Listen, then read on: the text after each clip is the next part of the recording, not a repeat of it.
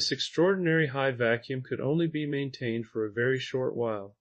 To return to the ideal medium, think, for the sake of illustration, of a piece of glass or similar body clamped in a vise, and the latter tightened more and more. At a certain point, a minute increase of the pressure will cause the glass to crack. The loss of energy involved in splitting the glass may be practically nothing, for though the force is great, the displacement need be but extremely small.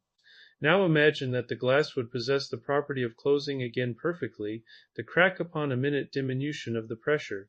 This is the way the dielectric in the discharge space should behave. But inasmuch as there would be always some loss in the gap, the medium, which should be continuous, should exchange through the gap at a rapid rate. In the preceding example, the glass being perfectly closed, it would mean that the dielectric in the discharge space possesses a great insulating power. The glass being cracked, it would signify that the medium in the space is a good conductor.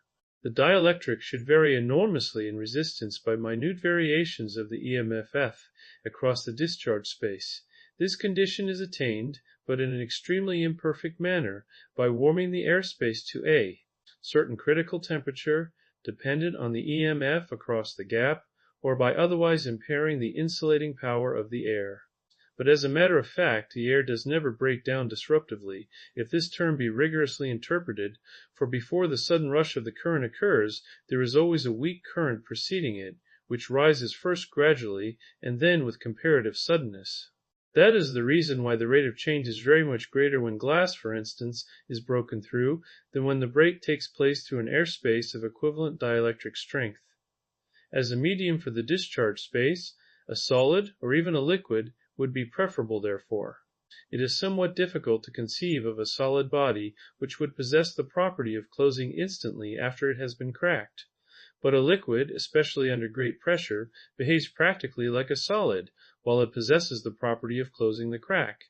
Hence it was thought that a liquid insulator might be more suitable as a dielectric than air. Following out this idea, a number of different forms of dischargers in which a variety of such insulators, sometimes under great pressure, were employed, have been experimented upon.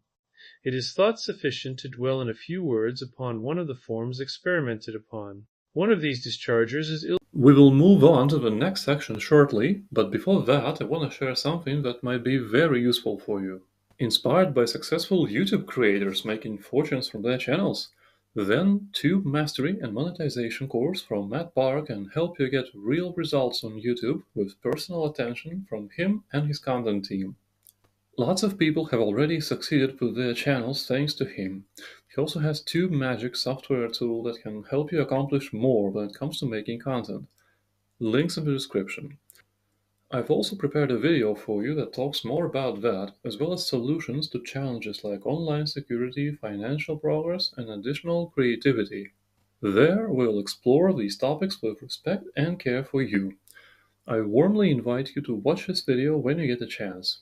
Either way, your support is the current that powers this channel. And now back to the show. Illustrated in figs 4a and 4b, a hollow metal pulley, P fig.